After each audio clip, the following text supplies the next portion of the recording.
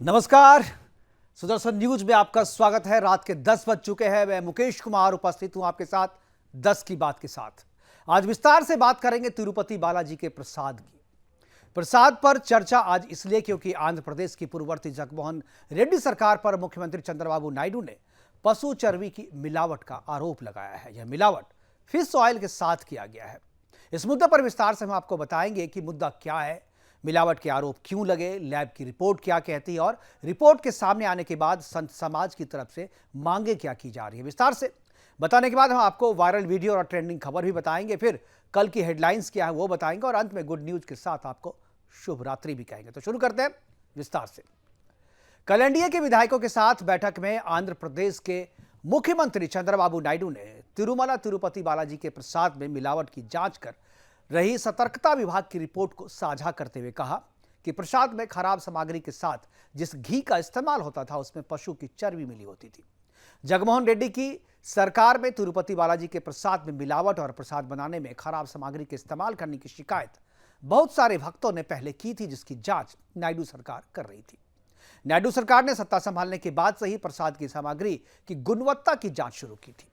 अब जो प्रसाद बनाया जा रहा है उसमें लैब से टेस्टेड घी और सामग्री का इस्तेमाल ही हो रहा है, क्योंकि जो आरोप थे उसको जांच करने के बाद जो रिपोर्ट आई थी उसके बाद जो नायडू सरकार है उन्होंने ये इस तरीके का इंतजाम किया था।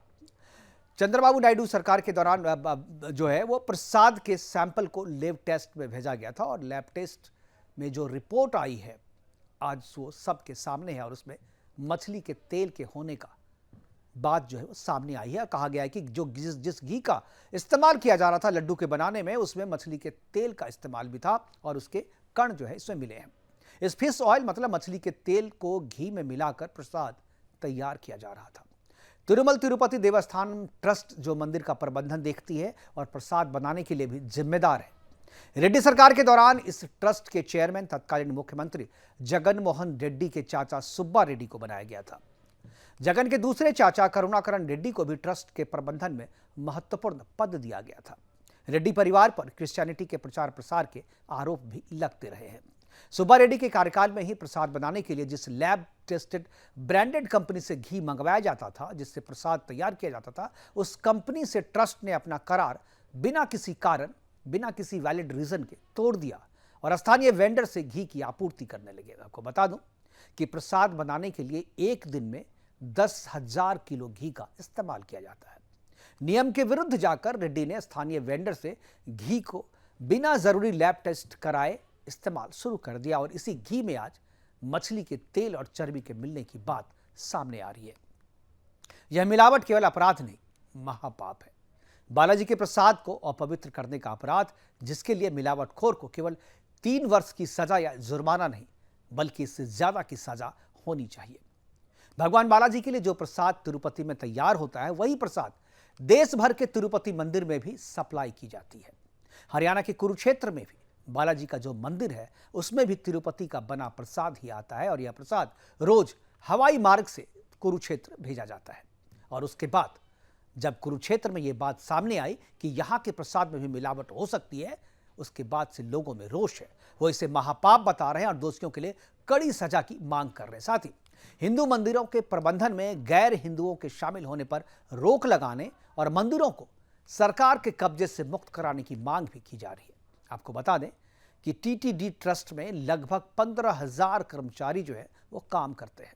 तिरुपति बालाजी मंदिर में विशेष प्रकार के लड्डू का भोग लगाया जाता है, जिसे 2009 में जीआई टैग भी मिला था।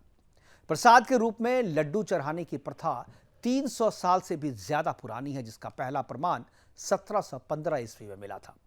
बताया जाता है कि हर दिन इस मंदिर में लगभग 8 लाख से ज्यादा लड्डू बनाए जाते हैं, जिसका पहले भगवान बालाजी को भोग लगाया जाता है और उसके बाद फिर यह प्रसाद भक्तों में बांट दिया जाता है, जिसमें मिलावट की बात अब जब सामने आई है तो लोगों की आस्था को एक गहरा धक्का लगा है। आज जब प्रसाद की चर्चा हो रही है तो आपको यह भी बताते हैं कि यह प्रसाद तैयार कैसे होता है, तैयार कहां किया जाता है और इसे तैयार करने में कितनी सामग्री लगती है और वो सामग्री आती कहां से, ये सब आपको हम दिखाएंगे। मैंने एक ग्राफिक्स बनाई है, उस ग्राफिक्स के जरिए आपको बताते हैं कि तिरुमला में जो मूर्ति है जिसकी पूजा के लिए विश्व भर से लोग जो आते हैं बालाजी के दर्शन के लिए, उसमें जो प्रसाद तैयार किया जाता है वो कहाँ तैयार किया जाता है। निर्माण जो है, निर्माण कहाँ क्या, तिरुमला रसोई में बनता है यह प्रसाद, जो कि एक सीक्रेट रसोई है। वेंकटेश्वर लड्डू जो है यहाँ का प्रसिद्ध है। लड्डू के एक कंटेनर में बेल्ट से मंदिर के मुख्य परिसर में भेजा जाता है। लड्डू को एक कन्वेयर बेल्ट से मंदिर के मुख्य परिसर में भेजा जाता है, जैसा कि आप हवाई अड्डे पे देखते हैं उसी तरीके का बेल्ट है। फिर प्रसाद के लड्डू बनाने वाली रसोई के वर्कर साफ सफाई का बहुत ही ख्याल रखते हैं, हाइजीन का पूरा ध्यान रखा जाता है वहाँ पर, क्योंकि ये भगवान से जुड़ा हुआ मामला है। वर्कर अपनी हथेलियों पर घी लगाकर इस मिश्रण को लड्डू का आकार देते हैं और इसी घी में जो इस्तेमाल होता है, जो हाथ में लगा तो उसी में चर्बी और फिश ऑयल के मिलने का आरोप जो है, जिसकी जाँच पुष्टि हो गई लैब रिपोर्ट आने के बाद से। तो इसका बनाया कैसे जाता है, तैयार कैसे किया जाता है, वो चीज़ हमने आपको बता। एक लड्डू को बनाने में कितनी सामग्री लगती है वो आपको मैं बता रहा हूँ कि चना दाल लगभग 50 से 60 ग्राम जो है वो चना दाल लगता है। गुड़ लगभग 60 से 70 ग्राम, ये केवल एक लड्डू की रेसिपी बता रहा हूँ। 8 लाख लड्डू रोज तैयार होते हैं। घी लगभग 40 से 50 ग्राम, जिस पे इल्ज़ाम लगा है कि इसमें फिश ऑयल है और वो साबित भी हो गया है लैब रिपोर्ट से। आटा लगभग 50 से 60 ग्राम, 250 ग्राम की एक लड्डू होती है। आपको बताइए सारा अगर सामग्री को आप जोड़ेंगे तो 250 ग्राम हो जाएगा। पिस्ता और बादाम लगभग 5 से 6 ग्राम कूटे हुए होते हैं और उसको वहीं के किचन में जो है कूटा जाता है। किशमिश 2 से 3 ग्राम एक लड्डू में डाला जाता है और उसकी इलायची पाउडर 1 ग्राम लड्डू के लिए, और इसके बाद जो है इलायची पाउडर 1 ग्राम के बाद जो है इसमें फिर स्थानीय किसान के द्वारा सामग्री जो है वो आती कहाँ से है, तो जो तिरुपति के आसपास के जो किसान हैं उससे किसान के लिए अनाज, फल और सब्जियां जो प्रदान करते हैं उन्हीं से सारी चीज़ें ली जाती है, बाहर से कहीं से आयातित नहीं की जाती है। स्थानीय किसान जो है खास तौर पे मंदिर के लिए ये अपना उपजाते हैं, पैदा करते हैं और मंदिरों को देते हैं। विभिन्न व्यापारी उच्च गुणवत्ता की सामग्री जैसे चना, गुड़ और अन्य सामग्रियां जो है वो सप्लाई करते हैं। उसके लिए बाकायदा जो है एक कमेटी है, वो उसकी क्वालिटी को चेक करती है और उसके बाद जो है इसका आपूर्ति जो है सुनिश्चित की जाती है। मंदिर प्रशासन द्वारा चयनित आपूर्तिकर्ता से आवश्यक सामग्री ही खरीदी जाती है। ये किसी से भी नहीं एक चिन्हित किया जाता है कि किनसे लिया जाना, फिर उसकी क्वालिटी टेस्ट होती है। हालांकि जो इससे पहले की सरकार थी रेड्डी की, उन्होंने इन सारी चीज़ों को ताक पर रख करके, सारे नियमों को ताक पर रख करके अपने लोगों को फ़ायदा पहुंचाने के लिए वेंडर अपने लाए थे, लोकल वेंडर लाए थे। उनके द्वारा जो घी जिसमें प्रसाद बनाया जा रहा था उसकी लैब टेस्ट नहीं कराई गई और लैब टेस्ट कराए बिना जो है लड्डू तैयार करने दिया गया। और उसके बाद जब खराब क्वालिटी की शिकायत हुई तो उसकी जाँच भी जो है उन्होंने नहीं करवाई। जो वाईएसआर की सरकार थी वहाँ पे उन्होंने शिकायत मिलने के बाद भी उसकी जांच नहीं कराई, लेकिन अब जब सरकार बदली तो उन्होंने जांच कराई और जांच में इतना बड़ा खुलासा हुआ कि उसमें चर्बी और फिश ऑयल का इस्तेमाल किया जाता था। फिलहाल प्रसाद में मिलावट की गई थी और मिलावट की जो जांच की गई उसकी लैब रिपोर्ट भी आ गई है। उस लैब रिपोर्ट में साफ हो गया है कि उसमें फिश ऑयल की मिलावट की गई थी। अब इस पर कार्रवाई क्या होती है, दोषी कौन है, वो तो आगे जाँच का विषय है कि जगनमोहन रेड्डी की सरकार में कौन से लोग थे, क्या उनके चाचा जो ट्रस्ट में थे वो दोषी हैं या कोई और है, क्या कोई अपने फायदे के लिए या पैसे के फायदे के लिए या आपके धर्म को, हमारी आस्था को चकनाचूर करने के लिए, हमारी पवित्रता को भंग करने के लिए साजिश की गई थी। जांच का विषय है, इस पर जांच की जा रही है। बढ़ते हैं अगले सेगमेंट की ओर। अगला सेगमेंट जो हमारा है वो ट्रेंडिंग वीडियो क्या है वो हम बताएंगे और ये जो ट्रेंडिंग वीडियो है राजस्थान से है। राजस्थान की एक महिला सरपंच का अंग्रेजी में भाषण देते हुए एक वीडियो सोशल मीडिया पे जबरदस्त रूप से वायरल हो रहा है, जो काफी चर्चा में है और काफी सुर्खियां भी बटोर रहा है। दरअसल गांव की एक महिला सरपंच अपने पारंपरिक परिवेश में घूंघट डाले एक कार्यक्रम में फर्राटेदार अंग्रेजी में भाषण देती है, जिसे सुनकर वहां मौजूद हर वह जो शख्स है वो चौंक गया, जो उसकी वेशभूषा से उसकी पढ़ाई का, उसकी एजुकेशन का अंदाजा लगा रहा था। उस वक्त मंच पर जिला कलेक्टर टीना डावी भी मौजूद थी। महिला सरपंच को अंग्रेजी में भाषण देता देख टीना डावी के चेहरे पर भी मुस्कुराहट आई। पर पहले सुनते हैं जरा सा क्या कह रही है।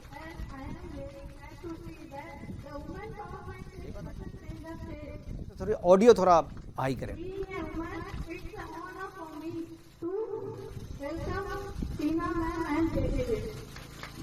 Today we gathered here to talk about the water. Water. In English there is a proverb, thousands of people can live without love, but no one can live without water. It's true. No, water is the gift given by the God, so we should save and ensure the water. Thank you so much.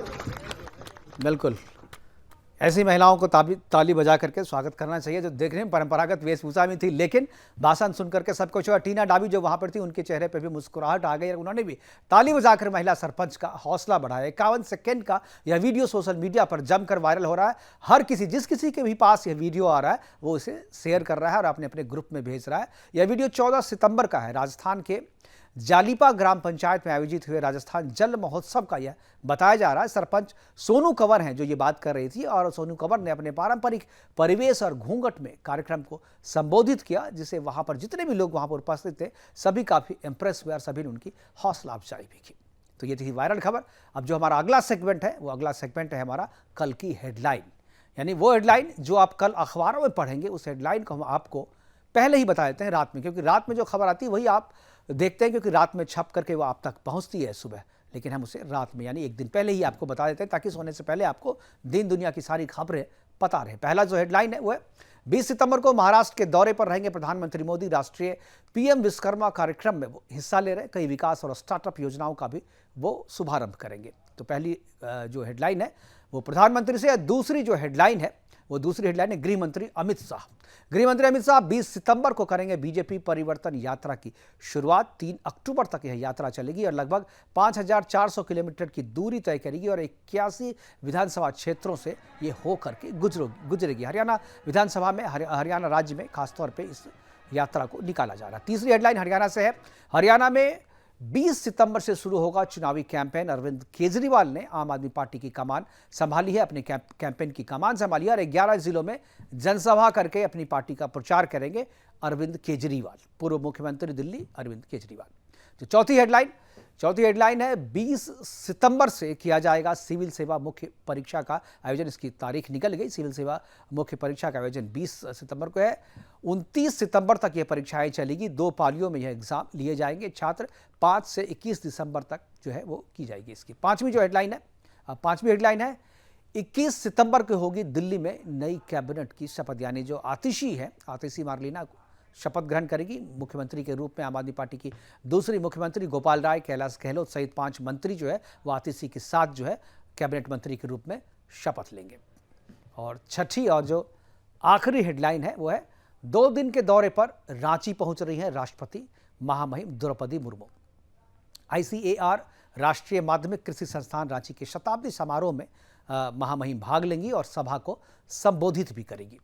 इसके अलावा एक और headline हमारे पास है, वो है 7वीं headline कि 20 सितंबर को रांची में झारखंड कैबिनेट की बैठक होगी और आगामी मुख्यमंत्री हेमंत सोरेन करेंगे इसकी अध्यक्षता और कई महत्वपूर्ण मुद्दों पर चर्चा की जाएगी। और आखिरी जो 8वीं हेडलाइन है वो 21 सितंबर से अमेरिका के 3 दिवसीय दौरे पर रहेंगे प्रधानमंत्री मोदी। चौथे क्वाड सम्मेलन में शामिल होंगे। भारतीय समुदाय के लोगों से भी मुलाकात करेंगे और इस मुलाकात के बारे में डोनाल्ड ट्रंप ने भी जो है वो बात कही। उन्होंने कहा कि जब मोदी आएंगे तो उनसे भी मुलाकात करेंगे। हालांकि विदेश मंत्रालय की तरफ से जो प्रेस रिलीज जारी किया गया उसमें डोनाल्ड ट्रंप से मुलाकात का कोई शेड्यूल उसमें रखा नहीं गया। न्यूज़ और आज की जो गुड न्यूज़ है, जो अच्छी खबर है, वो है 5 जून 2024 को सुनीता विलियम्स अपने साथी बुच विल्मोर के साथ बोइंग के स्टार लाइनर कैप्सूल से अंतरिक्ष स्टेशन गई थी, लेकिन एयरक्राफ्ट में तकनीकी गड़बड़ी के चलते वो वहीं फंस गई। अब सुनीता अगले साल 2025 तक ही धरती पर लौट पाएगी। पर आज 19 सितंबर को सुनीता विलियम्स के लिए जश्न मनाने का दिन है, क्योंकि आज उनका बर्थडे है। वो 59 वर्ष की हो गई, 59 ईयर्स की हो गई हैं। बता दें कि सुनीता विलियम्स ने अपनी शुरुआती पढ़ाई मैसेच्यूसेट्स से की थी और फिर नौसैनिक एकेडमी से ग्रेजुएशन किया।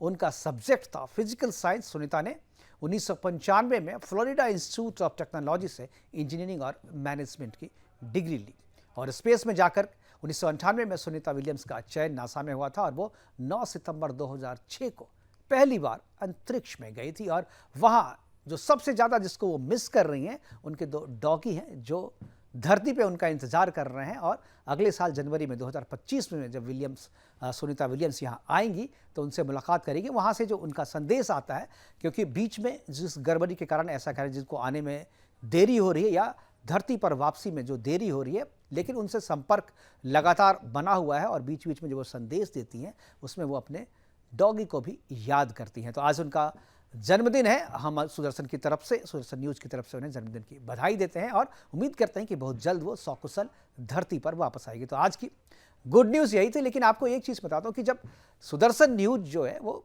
सुबह उठने के साथ किसानों का धन्यवाद करता है, अन्नदाता किसान जो है उनको धन्यवाद करता है, और रात में सोने के पहले अपने देश के सैनिकों को भी धन्यवाद कहता है, जिसके कारण जो है हम चैन की नींद अपने घर में सो पाते हैं। तो शुभ रात्रि करने से पहले अपने किसानों और सैनिक भाइयों का नमस्कार, और आप आराम से सोइए, घर में गुड न्यूज़ के साथ सोइए, और सुबह जब उठें तो एक बार भगवान को याद करने के साथ साथ किसानों को और अपने देश के जवानों को भी याद करें। आज